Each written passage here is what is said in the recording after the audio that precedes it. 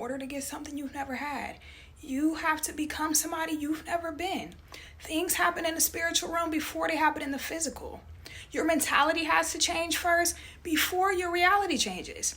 And if your reality changes before your mentality catches up, you're not going to be able to maintain that new reality. People focus so much on changing the physical, or they constantly pray for God to change the physical. Change my circumstances. God, please make me rich. Please send my dream spouse. But they don't do the inner work. And they don't pray for God to give them the wisdom, the strength, the self-discipline, the confidence to be able to handle all the things that they pray for. Think about lottery winners. Most lottery winners go broke within a few years. Why is that? It's because their physical reality changed before their mentality about money changed and matured.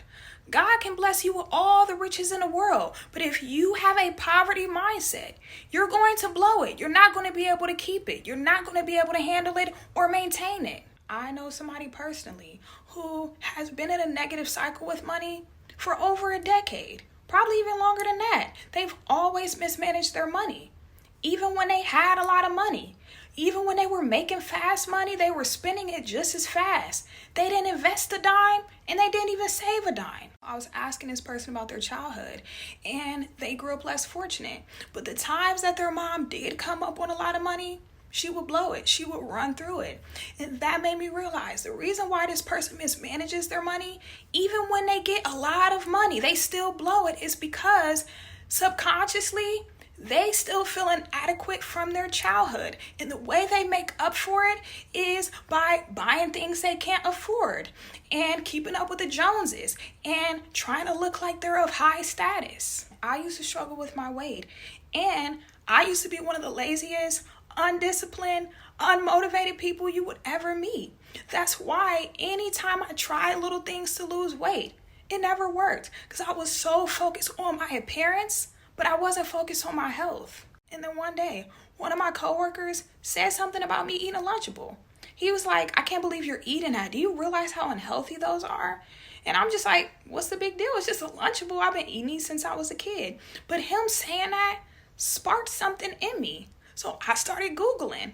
And then I started realizing, oh shit, the reason why I'm 20, feeling like I'm 50, because I'm always feeling fatigued and tired, is because of what I'm eating. That's when I was like, you know what? It's not even about just losing weight anymore for me. It's about my health. My Nana died at 51. I don't want to be like her. She did not take care of herself. So you know what? He's right. I'm going to start eating healthier. And guess what? I ended up losing 30-something pounds. See, when I was so focused on the physical, I wasn't really making much progress. But as soon as my mind changed, that's when my body changed. It all starts here first. Everything is spiritual. I used to constantly view myself as a victim, constantly living in fear, letting fear paralyze me and stop me from the things that I really wanted to do. But one day I finally realized, Kyla, God can't do for you what he can only do through you. God gave you the power. It's inside of you. You just need to tap into it. You just need to wake up to it and stop feeling sorry for yourself. Once I did that, once I started working on my mindset, that's when I started taking risk. That's when I started doing things that I always was too terrified to do. And I was still terrified doing some of these things, but I did them anyway. And I'm so happy I did because I'm a completely different person now. Nobody changes until they change their energy. And when you change your energy, you change your life. Don't expect anything in your life to change if your environment is controlling your feelings and thoughts. And if your environment is controlling how you feel and think, and I say to you, Aubrey, why are you so upset today? Oh, well, this person is upsetting me. What you're really saying is that person is controlling your feelings and your thoughts, and that means you're a victim to your environment. Well, to turn that around and you start realizing your feelings and thoughts create your environment, and you start seeing the effects of you at cause, you're going to react less to the people in your life because you're going to understand that you'll be back to the victim consciousness.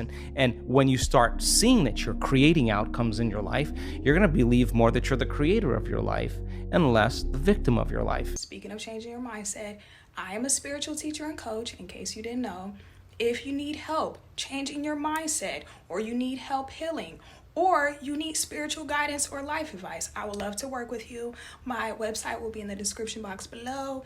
If you have any questions prior to booking a session, please feel free to reach out. God gives us free will, but he also gives us power to transform our minds. So once we do that and we start stepping out on faith, that's when God steps in and he starts leading us little by little into our new life. It takes so much courage and dedication to change your life, because you first have to change your ways. You have to change your ways of thinking. You have to change your ways of being.